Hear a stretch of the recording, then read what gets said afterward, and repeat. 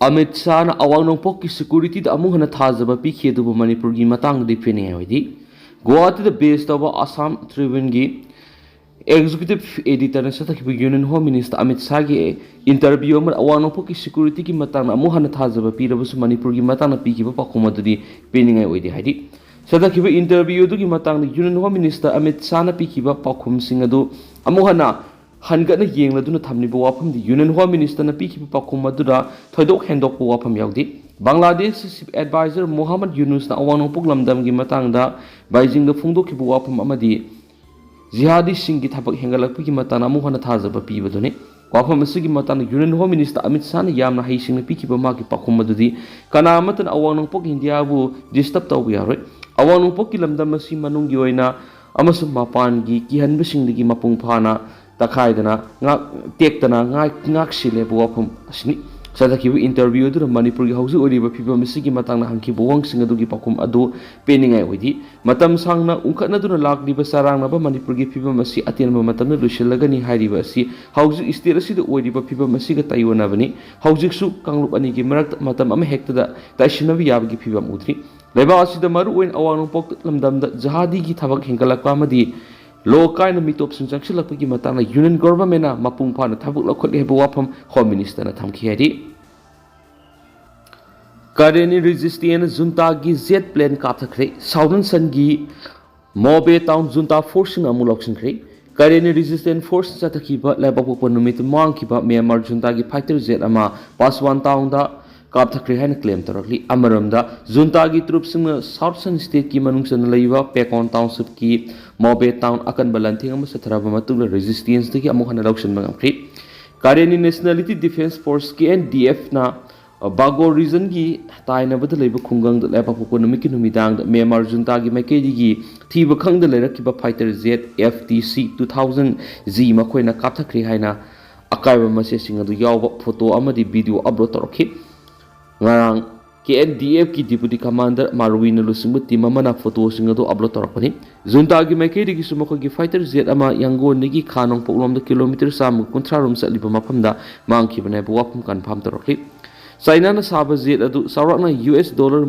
million 8.5 lom piba punna taruk leibigi manungda ama oikibane jet fighter adu kaptakhiba mafam aduga naknana leiba Junta gi battalion headquarters su KNDF na lakshin khaba video su lakli amarumna KNDF na lakshin khaba Kareni state yawwa maruoiba lambe lamagi manakta leiba Mobe town da Junta gi lanmi singna nauna lakshin mangamki amarumna Masagi nungmaina panbadagi Sire Jammu Kashmir gi Rajouri district masagi service rifle gi kapthorakba maruna panbadagi army personnel ama sikri han official singna phungdokre official singdugi matung inadi thaudo odu nahan numidang athengbada Rajouri town gi kilometer nifurom lapna solki khunda leibi yangkai ga mari sub Rashtriya Rifles Company headquarter thokibane thaudo to thokiba matam du ma ke maduda santri duty taduna leibini haba phungturo dunu makhoi naiki numai kapi ki makol tabad gi atai personal sing dunu yenglo bada mak si dunu lerem kibane hari amarum dana sai sida sadis kata numai kap na bada miyoi sani ga taraga banga sikre hari sadisat ki Bijapur district thokiba security force ga numai kap na bagi thaudo amada mawis ama sikiba ga loina satli bisa sida state sida thokiba numai kap na bagi thaudok sing sikiba mawis masing sani ga taraga Manga sure haina police na phongdokri hari Arambai Tingol na awaba phongdorakri hawkiba July mari irai numiki numidang da Stopland Public School gi mamang khanghoduna thokiba accident amadigi manung matam sadun laikidraba sakol sem sana thoki maphamda Arambai Tingol gi GSQ na awaba phongdorakri lup asina thadorakpa awa phongdokpa gi paujal amada hairibana laikidraba sakol sem sana thoi si Arambai Tingol unit 47 gi member ama oibitana tana irai bak Ipuruki Tabak Tawai Kiada, Lanpam Kiada, Sarugiyaduna Lakiba Nungsikiba, Atawa Mane, Magna Lakida, Arambai Tingol, Gimakedi, Tamoishon, Awa Pungdokli, Ma Asi Matamna Labai, Ipur Sipukana Bohona, Asabu Taudang Noramba Tengolini, Atawa Sakol Sim Sanatonia Lakida, Shena Kainavi, Awa Maishan, Horibamaki, Apokpa, Sagol Naktum, Maite Emasum, Sagol Sim Ongbi, Naubisa Amasum, Lehauribi imung manung maru mapang khudimaki awabada su Arambai Tingol na thamoi sukna awa saruk awabada saruk yari hadi Nine Nation Club na Sunday on cycle mapung phana pangthokre ngarang Nine Nation Club na sai STC Kumal Lampak ki makada Sunday on cycle mapung phana pangthokre ngarang pangthokiba thoram asi haksang phabana lanni haiba panamda malem asida lariba miyoi bai khunimak masamo phana thamduna khunai si sakhotnaba amasum kannanabagi thoramda pangthokpa thoramni haina naina sang study club thadorok pachiro laman hairi cholosida makhatana hairi bana thoram asi India lenga ki fit India haiba panamda India pumbada pangthokpa thoram ki manungsana Manipur gi oina naina sang mapung oiba thodang loduna sai gi makhada cycle thauksi cycle thobi hainabi thamduna pollution dagi lapthoksi cycle thobana sajal uhensi haibigi paujal puba khongsat ama oina naina sang dagi lamtharaga oripo kangla mamang Kaisampat Kokaithil Sayang Tera Kaithil Taraklaga Lamthapam Oikiba Naina Sangda Pandungpam Oidano Kongsat Asi Losinki Ngarangi Thoram Sunday on cycle asi the Manipur gi Saknai Rabi Padamasri and Kunjarani Olympians Commandant CRPF GC Langjing na Lamthaduna Masamak cycle Thauba Yaudana Kongsat Anida Saruaki Masidanatana Marfugu Taruk Battalion CRPF Lamphil gi Second Commander W Nandini M. Ramni, Central In Charge Sai, STC Impal, CS Babul, Vice President Nainasang Dr. T.S. Ravindra, Retired Additional Director Health Services Namasum, Wasangmam Irabati Laima, Retired Head Mistress Hairiba Puxil Saurabasingashina, Atoiba Lingbirakwasingoina Saruyaki, Thoramasuda N. Kunjarani Nahaki Bada Equipunamak Masamo Panatamsi. Nomagi oina isana pamjaba sajil tawbaga loinana lamdam asigi thangta sanasi loinana cycle thobiga hainabi thamduna masigi kanaba lomina saiki ngarangi thauram adu naina sang club ki miyoi marfugani thoi CRPF ki miyoi taraga taruk Royal Hunter dagi miyoi taragani thoi yauna puna miyoi samaga tarana khongsat asida saru yaki khongsat asigi oina cycle humfuga tare CEO Imphal Smart City na mating panglakhi masigi damaga thagat pa phungdorakli ekoi puramak masamau phana thamsi haiba paujil spirakli Kangla Pau editorial da IDP sing masama sagi yumda hanjin hanabigi pikiba matam ngakpa ngamgadoribra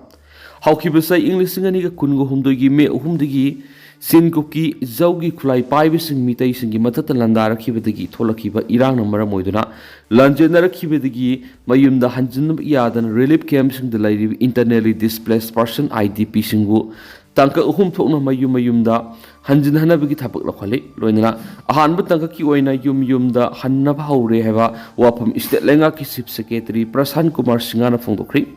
Sip Secretary gi wapam asi thagat ningai oibitana tana thaurang asi sungsoi soidana mai pakna thabak to ontok pangam labadi IDP singda natana miya punamaki APN ba oiba ngangani Sip Secretary na phungdokhi bu wapam adu da ahanwa tangka ki oina July thagi manung te lanjenare bising mayum da hanjinaraga ani supa tangka ki oina sahi sigi October thada mati ahum supa tangka ki oina sahi sigi December thada mayum da hanjin hangani haiba wapam asi Hotel Imphal gi Sangai Hola Pangtukiba Thoram the Magna Sarukaduna Fodokibani. Adobo Lanjana relief camps in the Lady More Chusam Puramasum Kangpo Piguinity, Matam Krasankini, Irang Manung Yumkai Mang Tak Hibadiki Labi Yadana Lady by Yum Lissing Teretni Palom, Naunas Hanabalupa Lag 1.7 Lungi Sangda, Pin of Tarang Tori, Sanpam Singasina, Makoina Sazani Momong the Yum Salagani, Noina.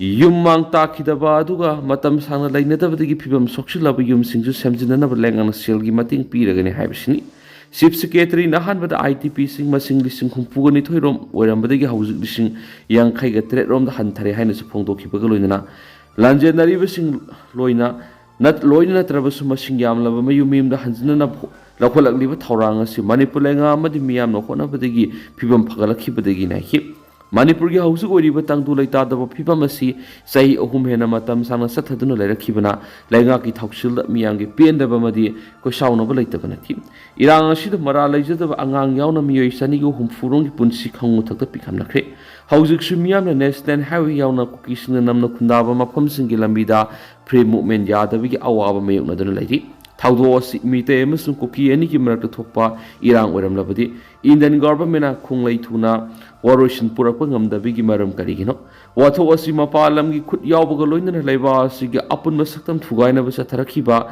terrorism gi oiba war crime oibadigi India lenga na irai laina lakshin ngamdabani hana lawi karigum India lenga ki lusing basina thokliba watho asigi matangna political gi laktuna ba yawdana ꯌꯦꯛꯅꯕ ꯀꯅꯥꯅꯣ ꯈꯪꯗꯅ ꯃꯇꯝ ꯆꯥꯅ military crackdown ꯆꯠꯊꯔꯝꯂꯕꯗꯤ ꯈꯣꯡꯂꯩ ꯊꯨꯅ ꯋꯥꯔꯣꯏꯁꯤꯟ ꯄꯨꯔꯛꯄ ꯉꯝꯂꯝꯒꯅꯤ India government ki karama makhalgi political gueba aron be agenda leibadagino illegal immigrant Myanmar based cookie zau narcotics na leiba asi state oiriba Manipur miyam ki mathak landa aduna apun bagi sakta masetana thugairaga cookie sing oiba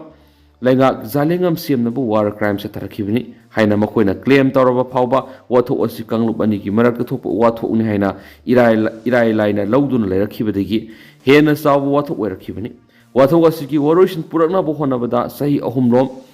sanghaliba leba sida thokiba kangluki irang boiro natraga miyamgi oiba matamatamgi thokpa issue singda amata leikhidre haiba yai matang asida miyamgi maikedi gi leirakliba wangdi mainland India gi lengak basingna Manipur gi apunba sakta mamadi gelhomi mitei singbu leba asigi first class citizen oina lawba ngamdrabra haibishni Adobo central government state asigi popular government gi mahut center na hak thengna PR lenga khamjinduna watho asigi waroisin purana ba thengla bus thengna lakholakli ba khongthang sida